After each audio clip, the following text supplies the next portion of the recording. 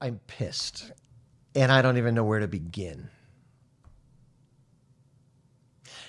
Today, I'm coming out of the closet, and I'm identifying as an independent. I'm walking away from the conservative movement.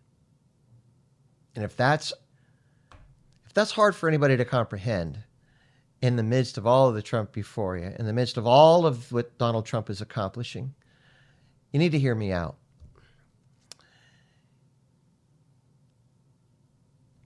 I don't even know where to go with this. America had a very large canary in the coal mine moment over this last week when it comes to the transgender, the protecting women's sports, the bill to keep transgender male athletes, to keep men out of women's sports. And very much a canary in the coal mine moment. And given my life experiences and my involvement in the culture war to this point, this brought me to really the breaking point with the conservative movement. If you're concerned about the future of America beyond Donald Trump, and we must be, then I would hope that you would take a moment to sit up and take notice of this. But it seems the Conservative Party is filled with what we would now call conservative NPCs, non-player characters, people that want to sit on the sidelines. All they want to hear is, make the country like it used to be so I can go back to the way life was. You don't get that luxury in life. You get what you work for, you get what you fight for. And while you may have fought for Donald Trump and his election, and I was right there with you, and I fully am behind all of the changes he's bringing to America. As I've said in articles that got published, and as I'll say it again and again, it only lasts as long as he stays in office. And if you're unwilling to take a look at what's going to happen beyond his term, then you really don't care about America. And if you don't like that statement, follow through with this. Let's go back to the canary in the coal mine moment that happened in both the House and the Senate. You would think that after Donald Trump's victory, that the nation would have gone, or the Democratic left would have said, you know, what were we thinking? This whole transgender issue, calling men women, allowing men and women's sports. You would think they would have had a come to Jesus moment. But in case you missed what happened in both the House and the Senate today, the House bill was passed by Republicans only. Two Democrats jumped ship from the rest of the Democratic Party to vote yes on that bill. It could have advanced to the Senate, but Senate Democrats killed the bill in the Senate. Does that not bother you? Does that not cause you to sit up and say, WTF is happening within America? See, the reason why I say this is because the lie that the lie that the conservative NPCs are telling themselves is that now that Trump won, he's going to save America and he's going to revert it back to what it once was. The Democrats don't give a damn. They're not ideologically walking in the same path that brought us to traditional America. We are ideologically divided, and Trump's win doesn't mean jack to them. Hence, they're voting and doubling down on allowing men to pummel the living shit out of women in women's sports. And not only that, but allowing them, if they had their way, to have access, full access, to whatever public restroom or protected spaces for women anywhere in the nation. Did you get that? The thing that really teed me off today was on Facebook. I had a friend of mine, is somebody involved in local politics that I really have a tremendous amount of respect for, put a Facebook post out that said, can you tell me on the and I've had, I'll get there, multiple people that I know on Facebook, conservatives, Christians, who don't want any of this, put out a Facebook post that said, can you believe this? Can somebody tell me what is going on with this? Make this make sense. In part of my journey in studying postmodern philosophy and culture in seminary that got me delving into all of these ideas? What are the intellectual basis? What are the ideological changes that are happening in America? Could actually have an entire half of the country, a party, say, yeah, we're down with men pummeling women in women's sports. That whole feminism thing no longer matters for what? Men get to dominate women's sports now? Hey, let's call it what it is. It's transpatriarchy. But nonetheless, I had people say, what is this? And part of my journey, I had spoken trying to help people understand the vast intellectual changes that are happening in this country. I've spoken for my federal congressmen at retreats 6 to 7 years ago, saying this is what's going to become with the transgender movement. This is what we're going to see in America. This is what's coming legislatively. This is what they're going to try to do in terms of creating laws, in terms of punishing the people that don't comply. And this is part of the changes that were coming. I've got a book called How Do I Talk to My Kids About Social Justice? Because I had to wrestle my 2 sons out of this bullshit and the process of their public education. I wrote a book about that, and it breaks down the ideological changes, what's happening with the transgender movement, and the things that I did with my own kids to help get their heads out of their weeds and to help them understand what this was doing to them.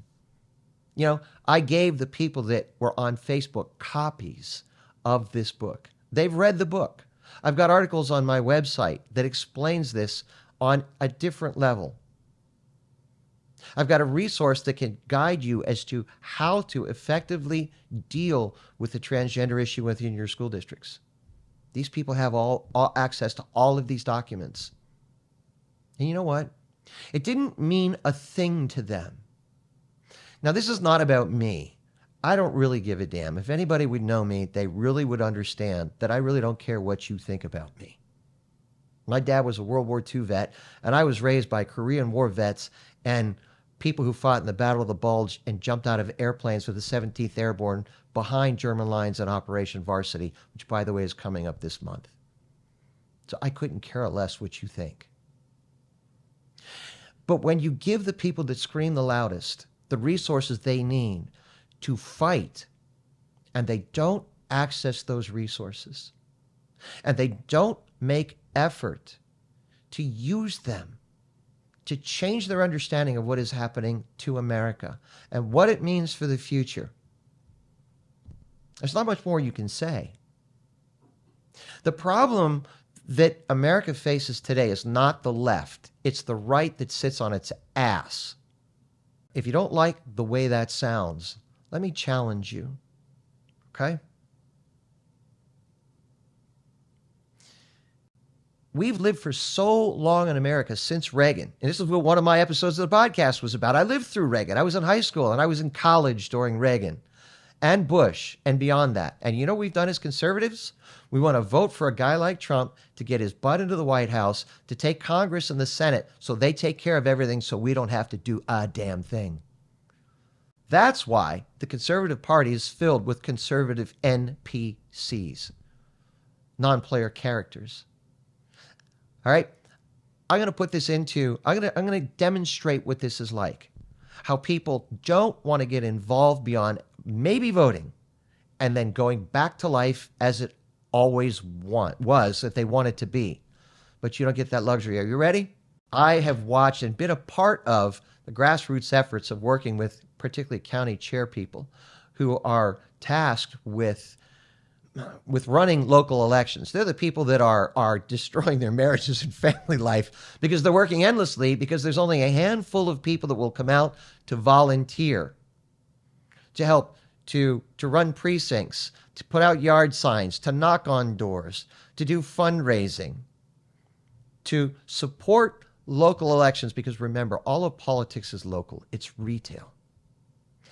So watching this happen, it dawned on me that the county in which I live in Pennsylvania has 40,000 registered freaking Republicans. And our local county chair has been cash starved for its entire tenure. You know, it dawned on me. I don't have a red Solo cup. Maybe I'll bring one in next time. But I have a blue collar business. I'm self-employed. I own a business. And every day whenever I come home from work, I get change in my pocket. And I was tired of the change in the washing machine. I was tired of the change all over the house. So I put the change in a red Solo cup on my kitchen counter.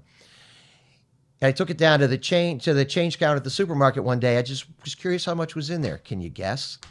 Close to $30 on average if you don't pick the quarters out. Do you know what that could mean for the nation as a whole? Are you ready for this? It dawned on me with 40,000 registered Republicans in my county, if they all saved their freaking change in a cup, if they took that cup to the supermarket, cashed it in, and donated whatever was in that cup to the party. You know what? Do the math. 40,000 times $30 is $1.2 million freaking dollars annually for our county's elections alone. So I was going to Republican meetings. I was on radio programs at the time for locally that went all throughout the county, the biggest conservative radio show. I was guesting at times and calling in. And I also thought about it, and I thought, we all say we're angry, we're pissed as hell, I'm mad as hell, and I'm not going to take it anymore. And I thought, what if we all stopped for a moment and donated 3 hours one day a year for local elections, for conservative causes, to make sure that we win our school board elections, which are probably the linchpin in terms of saving America. So I put it out on the radio program. Save 1 cup's worth of change annually. Find one day that you could get up off of your ass and get out and volunteer. It doesn't mean you have to knock on doors if you don't want to do that. There's a ton of things that you could do that your local party or local candidates or state candidates need in terms of making a difference. 120,000 hours of human capital throughout the year. Guess what happened? Nothing. Nothing. Conservatives who yell and scream will not save their change to make a difference for America. Did you hear that? Conservatives who yell and scream will not find one day out of the year to volunteer 3 hours to save a nation. And if that's the case, what do we have left for America? So, like I said, I don't care if I sell books. I don't care if people share the articles. It's not what it's about. It's about people not accessing the things they need to access because it's inconvenient and they don't want the impact of their lives. So today I'm coming out of the closet. I'm identifying as an independent. And if you're looking for a place to come to on a weekly basis where you can learn about what's happening and what you can do to make a difference, please become a part of the podcast. Like, share, subscribe, get the word out. But if you're frustrated and want to ask yourself, what is life like beyond Trump? You have a home. God bless you, and God bless America.